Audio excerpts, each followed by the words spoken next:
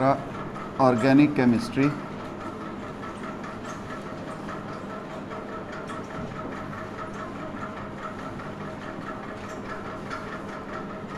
Organic chemistry बेटे हमने कहा था branch of chemistry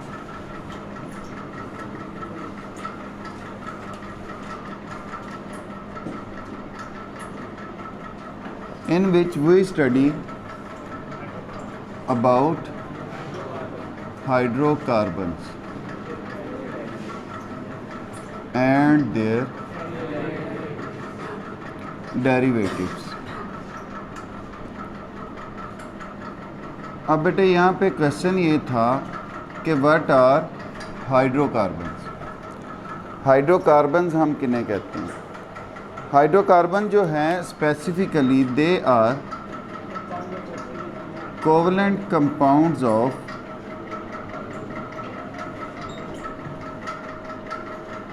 carbon and hydrogen. Mainly ये होते हैं। इनके अलावा इनमें और भी दूसरे एलिमेंट्स हो सकते हैं जैसे ऑक्सीजन, सल्फ़र, फास्फोरस। अच्छा जी, अब बेटे ये जो ऑर्गेनिक कंपाउंड्स हैं इनके मतलब पहले मुख्तलिफ कंसेप्ट्स थे कि ये सिर्फ़ और सिर्फ ज़िंदा जानदारों में पाए जाते हैं। मतलब इनको सिर्फ पौधे या जानवर बनाते हैं, उनके अलावा ये नहीं बन सकते। तो इसमें एक थ्योरी भी पेश की गई थी जिसको हम कहते थे वाइटल फोर्स थ्योरी।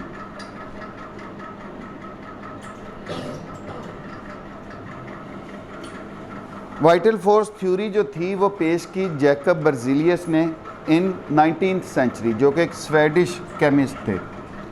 पेश कब की गई बेटे?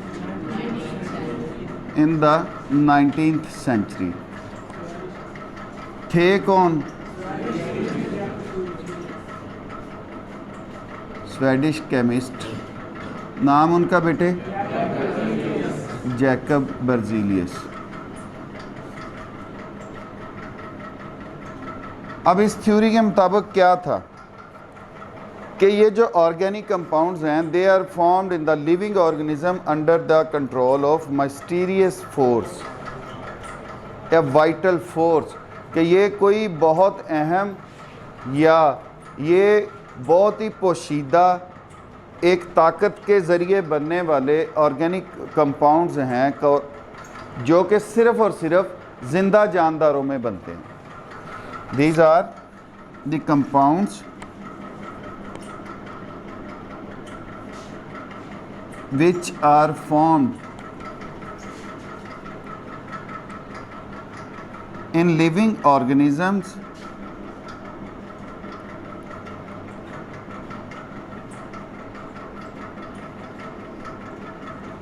under the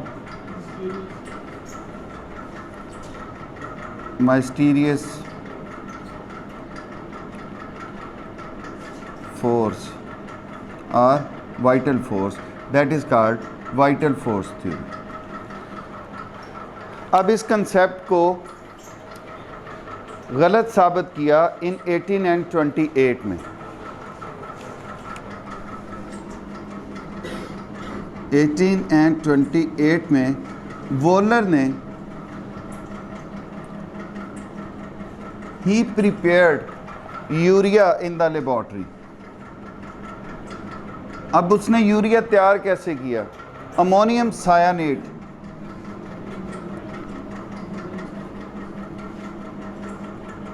अमोनियम सायानेट जो कि एक इनऑर्गेनिक कंपाउंड था, इसको जब उसने हीट किया इसमें एलिमेंट्स की रीअरेंजमेंट हुई और ये तब्दील हो गया यूरिया में। अमोनियम सायानेट का formula NH4CnO। After heating there was just a rearrangement of elements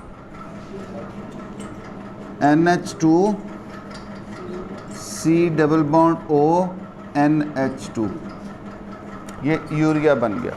अब इसने रिजेक्ट कर दिया इस थ्योरी को कि हम तो इनको लेबॉर्ट्री में भी तैयार कर सकते हैं, कोई इसके लिए हमें मिस्टीरियस फोर्स की ज़रूरत नहीं होती। अब इसी की जो तायीद थी वो 1845 में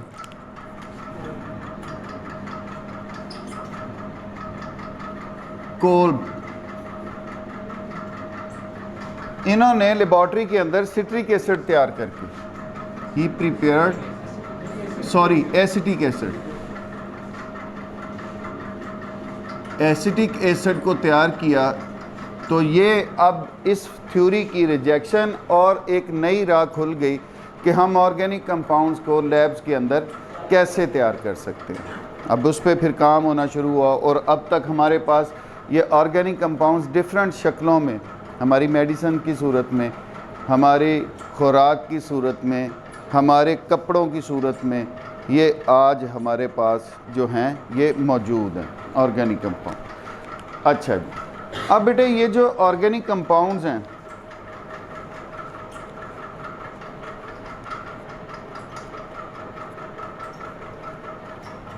इसमें सिर्फ और सिर्फ हम अब ये भी मोहर नहीं लगा सकते कि जो कार्बन के कंपाउंड्स हैं वो सारे के सारे ऑर्गेनिक कंपाउंड्स हैं। अब उनमें तो हमारे पास कार्बन डाइऑक्साइड भी आ जाती है, कार्बन मोनोऑक्साइड भी आ जाती है, इनके कार्बोनेट्स भी आ जाते हैं, इनके बाइकार्बोनेट्स भी आ जाते हैं।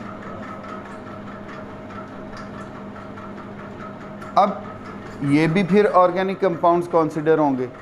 नहीं। ऑर्गेनिक कंपाउंड्स जो हैं इनको अगर हम एक सीरीज़ में देखेंगे, आगे हमने देखने हैं, तो इनकी मखसूस प्रॉपर्टीज़ है, जबकि ये वाले जो कार्बन के कंपाउंड्स हैं इनकी प्रॉपर्टीज़ उनके साथ मैच नहीं करती, इसलिए इनको ऑर्गेनिक कंपाउंड्स की कैटेगरी में नहीं रखा जाता, ये उसमें शामिल नहीं होते। अब बेटे ऑर्गेनिक कंपाउंड्स जो हैं उनको ज़ाहिर करने के मुख्तलिफ़ तरह के फार्मूलाज होते हैं।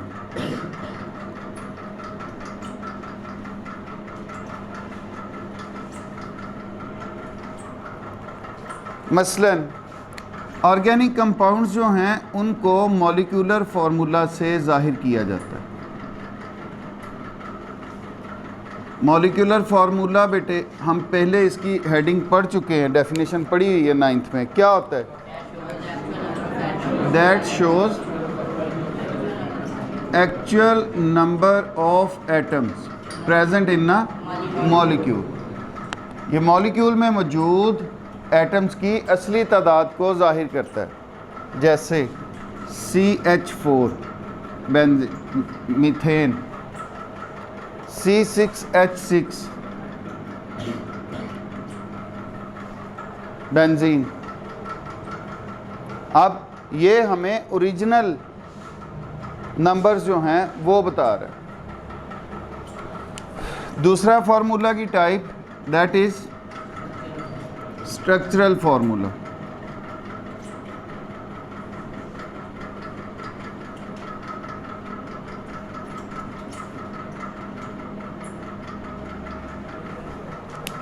ये क्या बेटे हमें बताता है?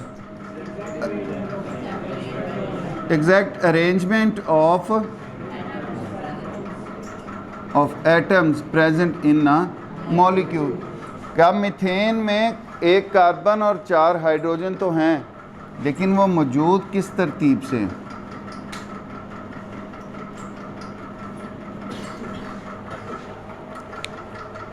तीसरी type that is condensed formula.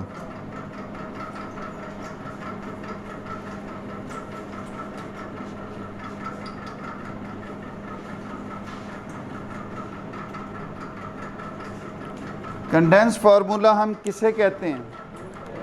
That shows group of atoms joined with the carbon atoms in a straight और ब्रांच चेन। दैट शोज group of atoms joined to carbon atom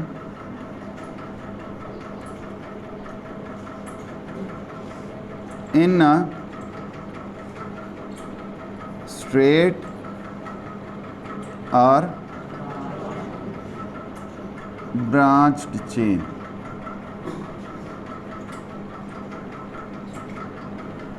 for example CH3 CH2 CH2 CH3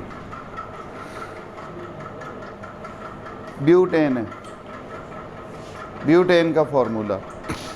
अब इसी को CH3 CH CH3 CH3 ये भी butane है। अब इसमें तरतीब ग्रुप ऑफ एटम हमने इकट्ठे कर दिए, कंडेंस फार्मूला हो गया।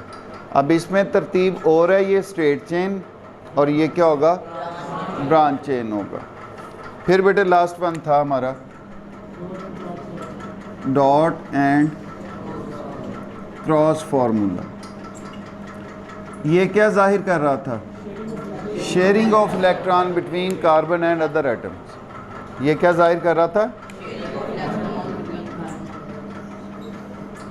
that shows sharing of electrons between carbon and other atoms।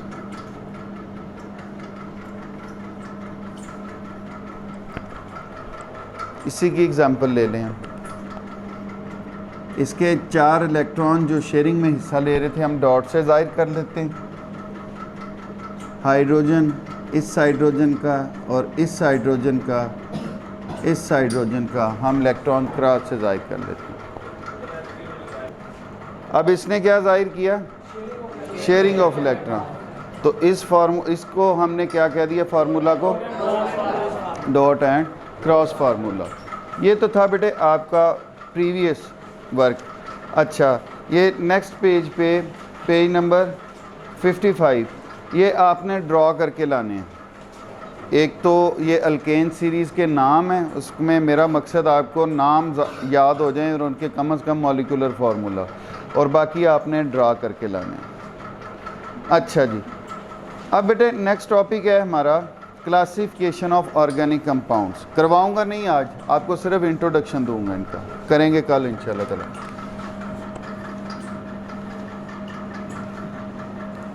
Classification of organic compound. अब बेटे चूंकि ऑर्गेनिक कंपाउंड्स की वैरायटी बहुत ज़्यादा है, एक तरफ अगर हम अकेले सारे एलिमेंट्स के मिला के आयनिक कंपाउंड इकट्ठे कर लें और एक तरफ हम हाइड्रोकार्बन्स या ये ऑर्गेनिक कंपाउंड रख लें तो ये फिर भी ज़्यादा हैं उनसे। तो इसलिए इनको एक ही हेडिंग के अंदर नहीं पढ़ा जा सकता। अब इसको पढ़ने के लिए इनको मुख्तलिफ ग्रुप्स में तकसीम किया गया। तो वो हम देखते हैं कि कौन कौन से ऑर्गेनिक कंपाउंड्स जो हैं बेटे, इनको पहले एक ब्रॉडर कैटेगरी में तकसीम किया गया जिनको हम कहते हैं ओपन चेन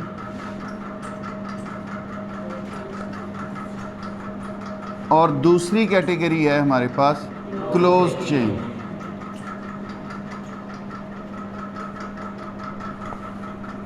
इनका दूसरा नाम बेटे एसाइक्लिक और इनका दूसरा नाम जो है वो साइक्लिक। मतलब क्या है, ओपन चेन के अंदर टर्मिनल कार्बन जो हैं, टर्मिनल कार्बन से मुराद ये वाला और ये वाला आज़ाद हैं। एक तरफ सिर्फ चेन के साथ जुड़े हुए हैं, दूसरी तरफ वो दोबारा कार्बन एटम के साथ नहीं जुड़े हुए, चेन्स बनाते हैं। इनको हम कह देते हैं ये ओपन चेन हाइड्रोकार्बन हैं। अब इस ओपन चेन में 2 हैं आगे कैटेगरीज। एक को हम नाम देते हैं स्ट्रेट चेन। आसान है बेटे, ये मुश्किल नहीं है। Straight chain hydrocarbon. Straight chain से मुराद के इनके टर्मिनल कार्बन एक सीधी चेन बनाते हैं, मतलब ये कार्बन एटम एक दूसरे के साथ जुड़कर एक सीधी चेन बना रहे हैं, इसलिए इनको कहा जाता है ये स्ट्रेट चेन हाइड्रोकार्बन है। ये जो दूसरी टाइप है इसकी, इनको कहा जाता है ब्रांच चेन।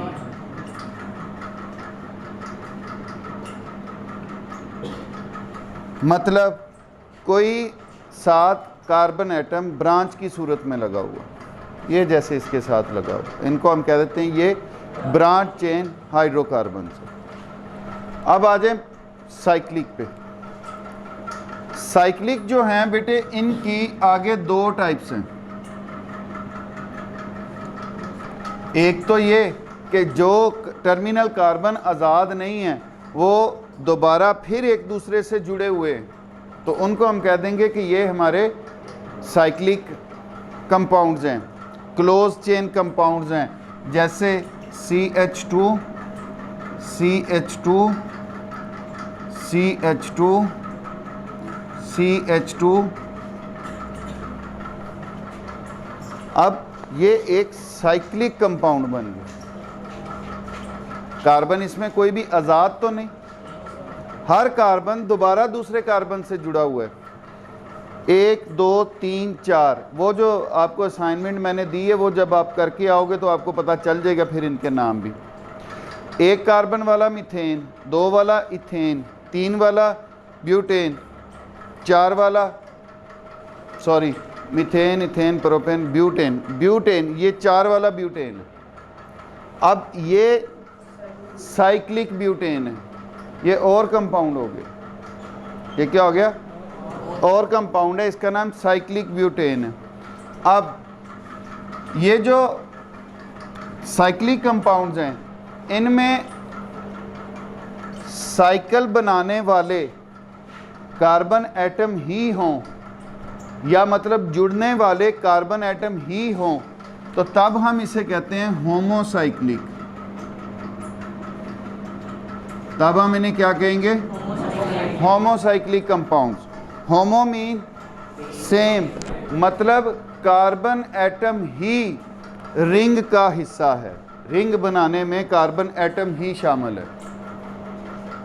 और अगर यहाँ पर कोई और एटम रिंग बनाने में शामिल होता तो अब एक चीज़ मुख्तलिफ हो गई ना, कुछ मुख्तलिफ हो गया ना, तो मुख्तलिफ के लिए क्या था? Heterocyclic compound. इनको हम क्या कहेंगे? Heterocyclic compound. इसकी भी एग्जांपल्स मौजूद हैं। अब बेटे ये जो होमोसाइक्लिक कंपाउंड्स हैं, इनकी आगे वैरायटीज है। कैसे? बेंजीन, ऑर्गेनिक कंपाउंड्स के अंदर अब बेंजीन एक बड़ा अपनी फैमिली रखता है। बेंजीन इस तरह से हम ड्रा करते हैं, साइक्लोहेक्सेन है, अल्टरनेटिव पोजीशंस पर डबल बॉन्ड है। अब ये ग्रुप जो है बहुत बड़ा है ऑर्गेनिक कंपाउंड्स के अंदर भी, इनके हज़ारों लाखों तादाद में इनके अपने बेंजीन के कंपाउंड्स हैं, इसलिए इसको एक अलहदा क्लास में रखा गया। तो इनको हम कहते हैं बेंजीनॉइड्स। इनको हम क्या कहते हैं? बेंजीनॉइड्स। या दूसरा एक और नाम दिया जाता है, चूँकि इसकी खुशबू होती है, अरोमा होती है, इसलिए इनको एरोमेटिक कंपाउंड्स भी कहा जाता है। अरोमा मीन खुशबू, स्मेल। जिसमें बेंजीन रिंग मौजूद होगा उसकी स्मेल होगी, इसलिए उनको एरोमेटिक कंपाउंड्स का नाम दिया जाता है। इसके अगेंस्ट जिसमें बेंजीन नहीं मौजूद उनको कहा जाता है नॉन बेंजीनॉइड्स। उनको क्या कहा जाता है? नॉन बेंजीनॉइड्स। ये होमोसाइक्लिक की हम क्लासिफिकेशन कर रहे हैं, इसमें ये सारे शामिल होंगे, साइक्लोब्यूटेन, साइक्लोपेंटेन, साइक्लोहेक्सेन, लेकिन चूंकि इनमें सिर्फ बेंजीन रिंग मौजूद नहीं है। अच्छा जी, अब चूंकि इनकी स्मेल भी नहीं होगी इसलिए इनको नॉन एरोमेटिक कंपाउंड कहा जाएगा, या ना बेंजीन रखने वाले कंपाउंड जो है उनका नाम दिया जाएगा।